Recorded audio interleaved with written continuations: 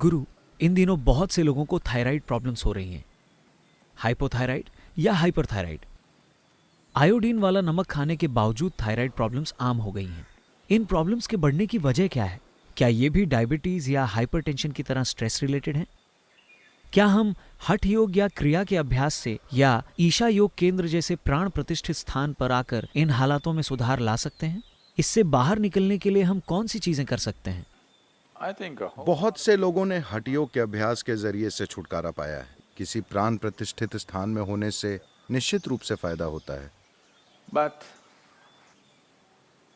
this pretty widespread. लेकिन ये thyroid imbalance काफी ज्यादा लोगों को होने लगा है। देखिए, हमें इसे समझना होगा। आप जिसे थायराइड कह रहे हैं, योग में हम इन ग्रंथियों को इस तरह से नहीं देखते, लेकिन मेडिकल दृष्टि से आप जिसे थायराइड कह रहे हैं वो आपके भीतर एक ऐसा सिक्रीशन या स्राव है जो आपके सिस्टम को कैलिब्रेट करता है हर रोज। ये तय करता है कि कितना पाचन होना चाहिए, कितनी ऊर्जा पैदा होनी चाहिए, कितना फैट पैदा होना चाहिए, कितनी मांसपेशी बननी चाहिए। हर चीज ये आपकी शारीरिक संरचना को संतुलित करने की कोशिश करता है। आपके शरीर की संरचना आपकी मनोवैज्ञानिक संरचना से गहरा संबंध रखती है। आज आपको यह दिखाने के लिए पर्याप्त प्रमाण मौजूद हैं कि अगर आप यहां बैठकर पहाड़ के बारे में सोचते हैं तो आपकी ग्रंथियां एक तरह से काम करेंगी। अगर आप शेर के बारे में सोचते हैं तो ये किसी और तरीके से काम करेंगी। अगर आप समुद्र के बारे में सोचते हैं तो ये किसी और तरीके से काम करेंगी। अगर आप किसी आदमी या औरत के बारे में सोचते हैं तो ये किसी और तरीके से काम करेंगी। बस एक विचार और कुछ नहीं। पहाड़ से कोई संपर्क नहीं, शेर से कोई संपर्क नहीं, आदमी, औरत या समुद्र से कोई संपर्क नहीं। बस एक विचार ही ग्रंथियों के काम में उतार चढ़ाव ले आएगा। मैं कह रहा हूं कि ये सिस्टम इतना शानदार और सटीक है कि ये आपको अच्छी हालत में रखने के लिए हर चीज को संतुलित करने की कोशिश कर रहा है। आपके साथ समस्या ये है कि आपको एक बैलगाड़ी चाहिए क्योंकि आप वो खोई हुई कड़ी हैं। आपको बैलगाड़ी चाहिए, लेकिन उन्होंने आपको एक शानदार अंतरिक्ष यान दे दिया। हर छोटी से छोटी चीज तमामों चीजें करती हैं। अगर आप इसे बस छू लेते हैं तो बुम, सिस्टम में कई तरह की लहरें पैदा हो जाती हैं।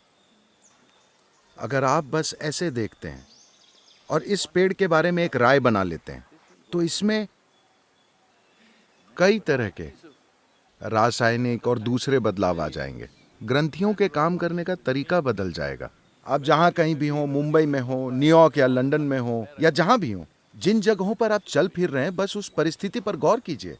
शायद सामाजिक तौर पर आप उन चीजों के आदी हो गए हैं, लेकिन जिस तरह के माहौल में आप चल फिर रहे हैं उस पर गौर कीजिए। कितनी तरह की चीजें वहां हो रही हैं। उनमें से कुछ भी इस जीवन के लिए अनुकूल नहीं है।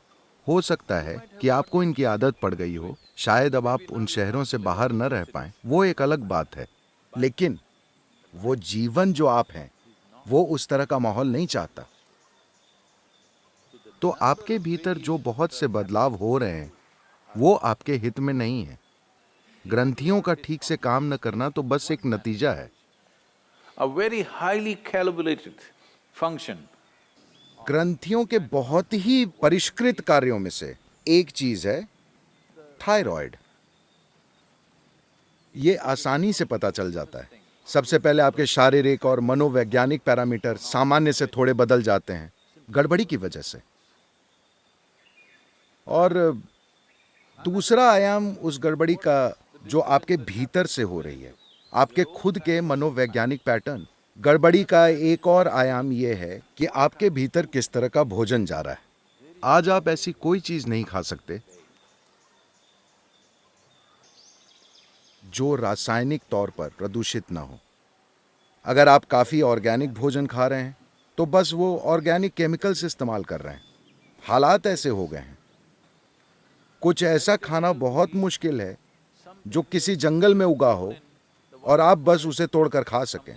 ऐसा बहुत बहुत कम होता है। ऐसे लोगों का प्रतिशत न के बराबर है जो उस तरह की चीजें खा सकें। अब सब कुछ बाजार से आता है और बाजार में सब कुछ ज्यादा मात्रा से तय होता है, न कि क्वालिटी से। और ये भी इस देश में ये सारी चीजें अब खत्म हो गई हैं। मेरी दादी माँ हर दिन, वो सब्जी वाले, वो घर में टोकरी लेकर आते थे। सुबह सुबह ही उन्होंने खेत से सब्जी तोड़ी होगी और 7:30-8 बजे तक वो हमारे दरवाजे पर होते थे। जब वो आते थे तो दादी माँ सब्जियों को देखती थी। जब उन्हें खरीदना होता था तो वो सब्जी वाले को सब्जी छूने भी नहीं देती थी। वही इसे तोड़ कर लाए हैं, वो बिल्कुल ताजी हैं, लेकिन अगर उसे तराजू में रखना हो या उन्हें उसमें से 1, 2, 3, 4 करके चुनना हो तो वो उन्हें सब्जी को छूने नहीं देती थी। तुम मेरी सब्जियों को हाथ मत लगाओ। This is not to ऐसा बैक्टीरिया से बचने के लिए नहीं था। वो नहीं चाहती थी कि वो आदमी या औरत उन सब्जियों को छुए जिन्हें उनके बच्चे और नाती पोते खाएंगे। वो उन्हें एक खास तरह से छूती थी, उन्हें सहलाती थी बहुत प्यार के साथ, उन्हें हर तरह से देखती थी और फिर उन्हें काट कर बनाती थी। ये मत सोचिए कि अजीब बर्ताव है। अगर आपके जीवन में ये सारी चीज़ें मौजूद नहीं हैं तो आपको अपनी ग्रंथियों को ठीक रखने के लिए गोलियां खानी पड़ेंगी, और गोली निगलने से इनमें संतुलन नहीं आने वाला। आप इसे दबा सकते हैं, आप इसे सही संतुलन में नहीं ला सकते। ये नहीं होगा, क्योंकि हर दिन ये अलग होता है, हर पल ये अलग होता है। ये एक कैलिब्रेशन है, एक बहुत सक्रिय कैलिब्रेशन होता रहता है। आप इसे मार देते हैं और बस एक गोली लेते हैं और किसी तरह काम चलाते हैं, यानी कि आप थोड़ी खराब मशीन हैं। इस खराबी के साथ मशीन की ये खराबी कई तरह से जाहिर होगी और आपको इसका पता तभी चलेगा जब आप इसे हद के पार ले जाएंगे। जब आप बहुत सीमित जीवन जीते हैं तो यह जाहिर नहीं होता। ये कुछ ऐसा है, देखिए, अगर आपकी कार का टायर पंचर है तो भी आप 20 किलोमीटर की रफ्तार से कार चलाकर घर जा सकते हैं। कुछ चीज़ें खराब होंगी, कुछ चीज़ें फट जाएंगी, लेकिन फिर भी आप कार चला सकते हैं। अगर आप 200 किलोमीटर प्रति घंटे की रफ्तार पर हैं और तब अगर टायर पंचर होता है तो आप जानते हैं कि आप सड़क से बाहर उड़ जाएंगे। तो बस यही बात है। अगर इन सब चीज़ों को ठीक से संभाला गया है, अब अगर आप अपने जीवन को एक काफ़ी ज़्यादा ऊंचे स्तर पर काम करने के लिए ले जाते हैं तो भी ये आराम से चलेगा। उस संतुलन को लाए बिना अगर आप अपने जीवन की गति बढ़ाते हैं तो ये डगमगाने लगेगा। आप अपने आसपास हर दिन ऐसा होते देखते होंगे। तो अपने जीवन में उतनी लागत लगाने के लिए, खैर, आप अपने शहर को छोड़कर जंगल में रहने नहीं जा सकते, आप अपने माहौल को छोड़कर दूर नहीं जा सकते। आपको कम से कम खुद को इतना सक्षम बनाना होगा कि उन चीजों का आप पर ज्यादा असर ना हो। वैसे भी इनका असर तो होगा, लेकिन सवाल है कि कितना असर होगा। कम से कम अपने घर में, अपने आसपास कुछ पौधे लगाइए। अगर खुली जगह ना हो तो अपने कमरे में ही लगा लीजिए। हो सकता है कि ये थोड़ा अजीब लगे। आधी छत को खोल दीजिए। अरे लेकिन सदगुरु, ऊपर एक और मंजिल है। ठीक है, एक दीवार हटा दीजिए ताकि आपको थोड़ी सूरज की रोशनी मिले। हाँ, ऐसा ना हो कि घर हर तरफ से बंद हो और हर समय बस एक एसी बर्र करता रहे। यह भी एक चीज है। आपके आसपास मौजूद ध्वनियों की गूंज इस शरीर को पूरी तरह से झकझोर रही हैं, हर समय बर्र। खासकर जब मैं देश से बाहर होता हूँ, खासकर अमेरिका में, यूरोप में भी वहां थोड़ा बेहतर है, लेकिन अमेरिका में हर समय कुछ न कुछ गूंजता रहता है। हर समय जब मैं यहां आता हूं तो लगता है बस बिल्कुल शांत, जो आपको जीवंत बनाता है। जब हर चीज गूंजती रहती है तो आप बस पुफ। ज्यादातर लोग इसके प्रति जागरूक नहीं हैं, लेकिन ये उनके साथ हो रहा है। उनके दिन में 8 घंटे सोने से ये साफ साबित होता है।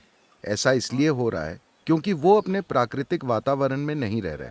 वो सोकर खुद को सुरक्षित रखने की कोशिश कर रहे हैं। तो खुद को बीमारी से बचाने के लिए, खुद को मानसिक रोगों से बचाने के लिए, खुद को हर तरह के असंतुलन से बचाने के लिए आप दिन में 8-10 घंटे की नींद लेते हैं, यानी आधा जीवन आप मरे पड़े रहते हैं। मौत हमेशा एक आसान हल होती है।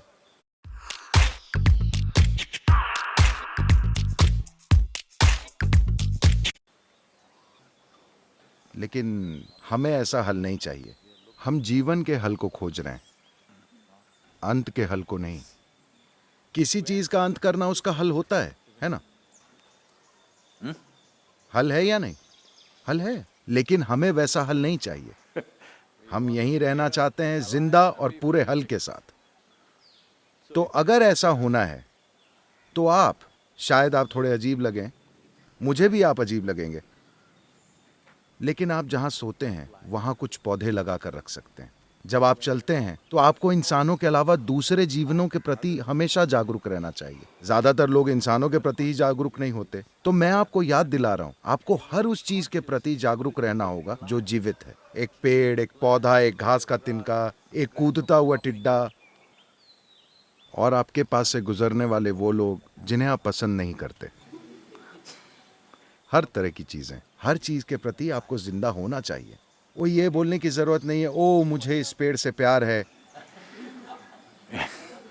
आपको पेड़ से प्यार करने की जरूरत नहीं है। आपको उससे पोषण लेना होगा। जीने का केवल यही तरीका है। आप पसंद करें या ना करें, वो अभी आपको पोषण दे रहा है। अगर आप ये सचेतन होकर करते हैं तो हर चीजें बेहतर काम करेंगी। अपने आसपास की हर चीज के प्रति जीवंत होना, बिना किसी भेदभाव के। ऐसी साधारण चीज आपके थायराइड की समस्या को संतुलित कर सकती है। Of course. बेशक सुबह हठ योग तो है ही, क्रियाएं भी हैं। ये सभी चीजें निश्चित रूप से मदद करेंगी और शक्तिशाली रूप से प्राण प्रतिष्ठित स्थान भी हैं। कई चीजें हैं। एक मुख्य कारण यह है कि इंसान कम और कम सक्रिय होते जा रहे हैं जैसे जैसे तकनीक का विकास हो रहा है। एक दिन में औसतन एक औसत इंसान, How much activity, physical activity? पिछली पीढ़ियों के लोग कितनी ज्यादा शारीरिक मेहनत किया करते थे, और अभी हम सब जितनी शारीरिक मेहनत कर रहे हैं वो बहुत ही कम है। इतने कम स्तर की सक्रियता के साथ सिस्टम में संतुलन रखना मुश्किल है। तो थोड़ा सा असंतुलन होने पर आप जाकर बिस्तर पर मत लेटिए। अगर आप थोड़ा असंतुलन महसूस कर रहे हैं तो आपको ढेर सारे काम में कूद पड़ना चाहिए। जहां भी जोश और उत्साह के साथ कोई काम चल रहा हो, आपको उस काम में कूद पड़ना चाहिए और उससे ज्यादा और ज्यादा कीजिए। अगर आप बीमार महसूस कर रहे हैं तो ज्यादा से ज्यादा काम कीजिए, वाकई, क्योंकि जिस पल आप पीछे हटते हैं आप बीमारी को मजबूत बनाते हैं। अगर आप बहुत ज्यादा बीमार हैं तो वो अलग बात है, वरना आपको, हम असल में ग्रंथियों की कई तरह की गड़बड़ियों की बात कर रहे हैं। शरीर से काम लेना एक आसान समाधान है। शरीर से काम लेना यानी, जो लोग न्यूयॉर्क में रहते हैं मैं आपको बता रहा हूं, काम लेने का मतलब ये नहीं कि आपके पास कलाई पर वो हेल्थ बैंड है। 10 steps, 12 steps. ऐसा मत कीजिए, ये शरीर से काम लेने का तरीका नहीं है। ऐसा करने से बीमार पड़ने की संभावना ज्यादा है। बस यूं ही खुशी के साथ कुछ कीजिए, खुश और जिंदा रहिए। काम तो सिर्फ, अगर आप ये नहीं जानते कि यहां बैठे बैठे पूरी तरह से जिंदा कैसे रहना है, तो जाकर कुछ खेलिए, कोई खेल खेलिए, बस यहां वहां दौड़िए, चलते समय टिड्डे की नकल कीजिए, कोशिश कीजिए। क्यों नहीं? आपने कभी किया नहीं? आपके साथ यही तो समस्या है। जब आप जाएंगे तो मैं देखना चाहता हूं कि, चूंकि आप घास पर चलने जा रहे हैं, बेहतर होगा कि आप टिड्डे की तरह चलें। Chuk, chuk, chuk, chuk, chuk. आप देखेंगे आपके अंदर कितनी जीवंतता आ जाएगी। Essentially, मूल रूप से आपकी बुनियादी समस्या ये है कि आप अपने जीवन के बारे में कुछ ज्यादा ही गंभीर हो गए।